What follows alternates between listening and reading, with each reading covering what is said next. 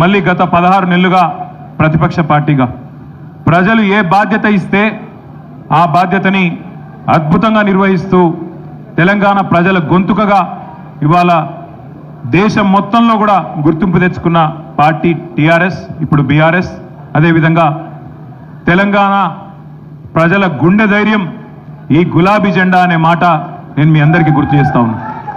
ఈరోజు ప్రతిపక్ష పార్టీగా రాష్ట్రంలోని ఏ వర్గ ప్రజలకు ఏ కష్టం వచ్చినా అందరూ కూడా హైదరాబాద్లోని తెలంగాణ భవన్ వైపే పోతా ఉన్నారు. ఒక జనతా గ్యారేజ్ మాదిరిగా హైడ్రా బాధితులైనా, మూసీ బాధితులైనా, లగచర్ల బాధితులైనా, సెంట్రల్ యూనివర్సిటీలో జరిగిన ధనదాహానికి బలైన అక్కడి విద్యార్థులైనా అందరూ కూడా వరుసగట్టి ఈ గులాబీ జెండా మాత్రమే తెలంగాణకు న్యాయం చేస్తుంది అనే పద్ధతుల్లో తిరిగి మళ్ళీ ఒక్కసారి ఖచ్చితంగా ఈ గులాబీ జెండాకే జైగొడుతున్న పరిస్థితి. ఇవాళ ఇక్కడ జరుగుతున్న సభ, జరగబోతున్న సభ ఎల్కతుర్తిలో ఏదో ఆషామాషి సభ కాదు. వరంగల్, ఉమ్మడి వరంగల్ జిల్లా మొదటి నుంచి ఉద్యమంలో గులాబీ జెండాకు అండగా ఉన్న జిల్లా. ఏ కష్టం వచ్చినా, ఏ ఇబ్బంది వచ్చినా కేసీఆర్ గారు తిరిగి చూసింది వరంగల్ వైపే. ఇక్కడ జయప్రదంగా అద్భుతంగా మహాసభలు ఎన్నో నిర్వహించుకున్నాం. అదే పద్ధతుల్లో ఇవాళ 24 ఏళ్లు నిండి 25వ సంవత్సరంలో అడుగు పెడుతున్న ఈ రజతోత్సవ వేడుకకు వరంగలే వేదిక కావడం మనందరికీ గర్వకారణం. ముఖ్యంగా ఉమ్మడి వరంగల్ జిల్లా కార్యకర్తలు, నాయకులు, వారందరి విజ్ఞప్తి మేరకు, వారందరి కోరిక మేరకు పెద్దలు కేసీఆర్ గారు మరి మళ్ళీ ఒకసారి వరంగల్నే వేదికగా ఎంచుకున్నారు. ఇప్పుడు ఇక్కడికి వచ్చే ముందు మొత్తం ఈ 1250 ఎకరాల పైచిలుకు పార్కింగు మరియు సభా ప్రాంగణం ఏదైతే ఉందో దాని ఏర్పాట్లు వాహనంలో తిరుగుతూ కొంత, అదేవిధంగా పైన డయాస్ పైనుంచి కొంత పరిశీలించడం జరిగింది.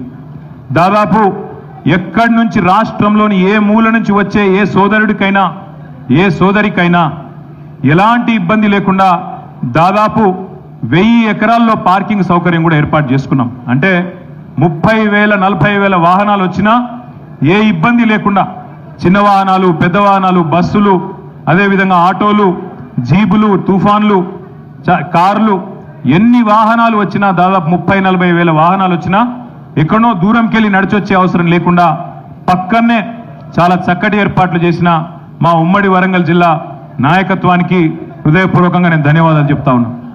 ఒకటి, వాహనాలు దూరం పెట్టే అవసరం లేదు.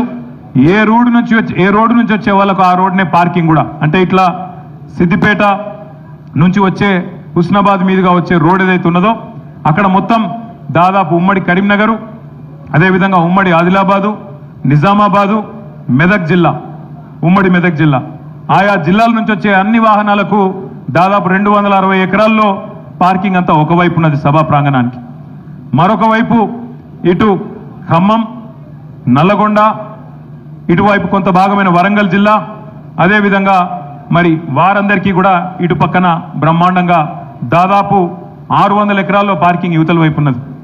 మరొక వైపు హైదరాబాదు, రంగారెడ్డి, మహబూబ్ నగర్ నుంచి వచ్చే ఉమ్మడి మహబూబ్ నగర్, ఉమ్మడి హైదరాబాదు, ఉమ్మడి రంగారెడ్డి జిల్లాల నుంచి వచ్చే వాహనాలకు కూడా చాలా చక్కగా సౌకర్యం. అంటే ఎవ్వరు కూడా కిలోమీటర్లు నడిచే బాధ కానీ ఇబ్బంది కానీ లేకుండా బ్రహ్మాండమైన పార్కింగ్ ఏర్పాటు సభా ప్రాంగణానికి దగ్గరలోనే ఏర్పాటు చేయడం జరిగింది.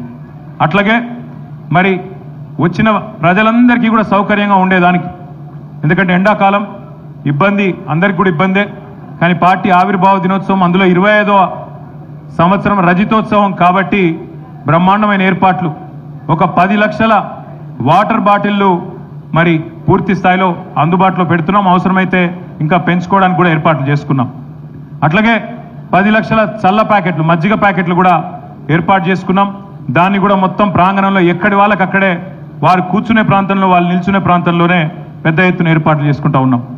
అట్లాగే మరి వచ్చిన వాళ్ళకి ఎవరికైనా ఎండ దెబ్బ కానీ ఇంకోటి కానీ ఏదైనా సమస్య వస్తే కూడా దాదాపు 100 పైచిలకు వైద్య బృందాలు కూడా ఇక్కడే అందుబాటులో ఉండి సేవలు అందించబోతా ఉన్నారు. వారికి కూడా ప్రత్యేకమైన శిబిరాలు ఏర్పాటు చేసుకుంటా ఉన్నాం. ఏమన్నా ఎమర్జెన్సీ ఉంటే దానికోసం కూడా ఆలోచన చేసి దాదాపు ఒక 15 నుంచి 20 అంబులెన్సులు కూడా దగ్గరలో పెట్టుకున్నాం. వాటిని కూడా ఏమన్నా ఇబ్బంది ఉంటే వెంటనే మనం వైద్య సహాయం అందించడానికి వాటిని కూడా ఏర్పాటు చేసుకున్నాం.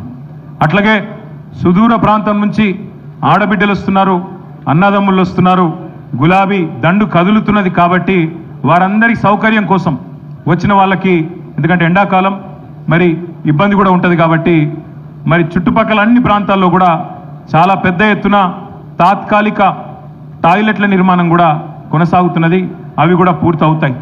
అంటే అన్ని రకాలుగా వచ్చిన వాళ్ళకి పార్కింగ్ నుంచి సభ చేరుకోవడానికి ఈజీగా వచ్చిపోయేదానికి ఎక్కువ దూరం నడిచే అవసరం లేకుండా, అట్లాగే వచ్చిన తర్వాత నీళ్లు కానీ మజ్జిగ కానీ ఏమైనా ఇతరత్రా చిన్న అసౌకర్యం ఉంటే దానికి సంబంధించిన ఏర్పాట్లు కానీ అన్నీ కూడా ఆలోచించి, ఇక్కడ కాంగ్రెస్ గవర్నమెంట్ కాబట్టి మాకు వీళ్ళ కరెంటు మీద కూడా నమ్మకం లేదు. ఎందుకంటే కాంగ్రెస్ వచ్చినాక కరెంట్ ఎంత అవుతుందో నాకంటే బాగా మీకే తెలుసు. అందుకే దాదాపు 200 జనరేటర్లు కూడా ప్రత్యేకంగా ఏర్పాటు చేసుకున్నాం. వీళ్ళని నమ్ముకుంటే ఖచ్చితంగా వీళ్ళు మరి ఏదో రకంగా మోసం చేస్తారని తెలుసు కాబట్టి 200 జనరేటర్లు కూడా ప్రత్యేకంగా పార్టీ ఏర్పాటు చేసి గత 15-20 రోజులుగా ఇక్కడ వరంగల్ జిల్లా నాయకులు చాలామంది కష్టపడతా ఉన్నారు.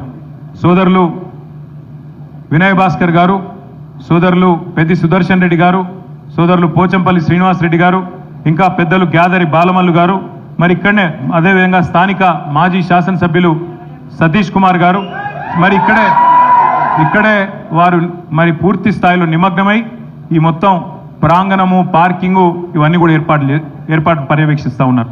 పెద్దలు దయాకర్రావు గారు, అదేవిధంగా గౌరవనీయులైన రాజయ్య గారు, గౌరవ శాసనసభ్యులు పల్లా రాజేశ్వరరెడ్డి గారు, ఇంకా మిగతా మిత్రులందరూ కూడా రెడ్డి నాయక్ గారు, ఇంకా మన మిగతా మిత్రులందరూ కూడా ఎక్కడి వారు అక్కడ వారి వారి నియోజకవర్గాలకు సంబంధించి సత్యవతి రాథోడ్ గారు, ఇంకా కవిత గారు, అదేవిధంగా మిగతా మిత్రులు ఎంపీ రవి గారు, ఇంకా మన రవీంద్రరావు గారు, పేరు పేరున అందరికీ వారందరూ కూడా వారి వారి నియోజకవర్గాల్లో జన సమీకరణ, అక్కడి నుంచి ప్రజలు పెద్ద ఎత్తున తరలి వచ్చే ఏర్పాట్లు కూడా చేస్తూ ఉన్నారు. నాకు ఉన్న అవగాహన మేరకు టీఆర్ఎస్ చరిత్రలో, ప్రస్తుత బీఆర్ఎస్ చరిత్రలో ఇది ఒక అతి పెద్ద బహిరంగ సభ కాబోతా ఉన్నది. మీరందరూ కూడా చూస్తారు. ఎందుకంటే ప్రతి నియోజకవర్గం నుంచి, ప్రతి జిల్లా నుంచి రిపోర్ట్ వస్తూ ఉంది. మాకు ఇంకా ఎక్కువ బండ్లు ఏర్పాటు చేయండి, కేసీఆర్ గారిని చూడాలి, ఆయన మాట వినాలి, ఆయన మాట వింటే ధైర్యం వస్తుంది, ఆయన మాట వింటే ఈ కాంగ్రెస్ అరాచక పాలన అంతం చేయడానికి ఈ బాధితులందరికీ గుండె నిండా మళ్ళొక్కసారి ఉత్సాహం వస్తుంది. కాబట్టి మేము వస్తామని చెప్పి ఎక్కడి వాళ్ళక్కడ ప్రతి నియోజకవర్గానికి సంబంధించి కూడా మరి ఒత్తిడి ఉన్నది.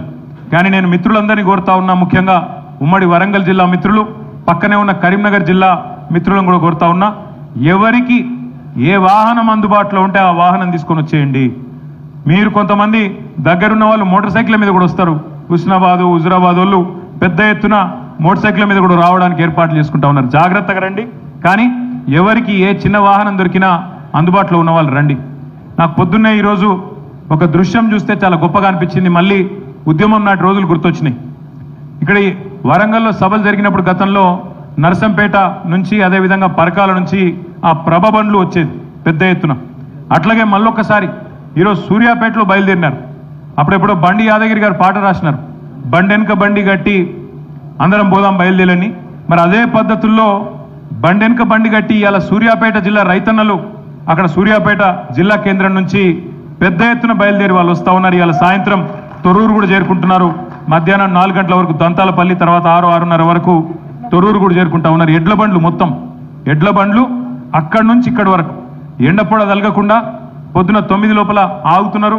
మళ్ళా సాయంత్రం 4కి బయలుదేరి సూర్యాపేట నుంచి బయలుదేరి ఉద్యమ స్ఫూర్తి చాటుతూ, రైతాంగానికి కేసీఆర్ గారి మీద ఉన్న ప్రేమను చాటుతూ అక్కడి నుంచి బయలుదేరి ఇక్కడ దాకా వస్తూ ఉన్నారు. మరి వారిని చూసి మనందరం కూడా నేర్చుకోవాలి. 60 లక్షల మంది గులాబీ దండు ఏదైతే ఉన్నదో వారందరికీ నా ప్రార్థన, ఇంతకు మించిన పని మనందరికీ కూడా ఏమీ లేదు. కాబట్టి మరి అందరం కూడా బయలుదేరుద్దాం. దయాకర్రావు గారు చెప్తున్నారు వర్ధనపేట నుంచి కూడా 500 ఎడ్ల బండ్లు బయలుదేరి రాబోతా ఉన్నాయని చెప్తున్నారు. కానీ ఆ ఎడ్ల బండ్లతో ట్రాఫిక్ జామ్ చేయకుండ్రి, 26 తారీఖే చేరుకుంటట్టు చేయండి. ఎందుకంటే గతంలో కూడా ఎన్నో అనుభవాలు ఉన్నాయి. వరంగల్లో సభ జరిగింది అంటే జనగామ దాకా ట్రాఫిక్ జామ్ అయిన సందర్భం మీరే రిపోర్ట్ చేసినారు. అట్లా కాకుండా ఈసారి పద్ధతిగానే ప్లాన్ చేసుకుంటున్నాం. 2000 మంది వాలంటీర్లను పెట్టుకున్నాం. ఆ పిల్లలు కూడా ఇక్కడ ఉన్నారు, వాళ్ళ యూనిఫామ్లు వేసుకొని ఉన్నారు. 2000 మంది వాలంటీర్లు ప్రత్యేకంగా ఇప్పుడు ఇక్కడికి వచ్చినప్పుడు చూసుకుంటూ వచ్చినాం. చిన్న చిన్న కల్వర్ట్లు ఉన్నాయి. కాకతీయ కాలువ మీద కానీ కొన్ని చోట్ల వర్క్ నడుస్తున్నది. అక్కడ రోడ్డు నేరోగా ఉన్నది. అక్కడ ప్రత్యేకంగా వాళ్ళని డిప్లాయ్ చేద్దాం అనుకుంటా ఉన్నాం. అక్కడ 10 మంది చొప్పున ప్రతి చోట ఎక్కడికక్కడ అరేంజ్ చేసుకొని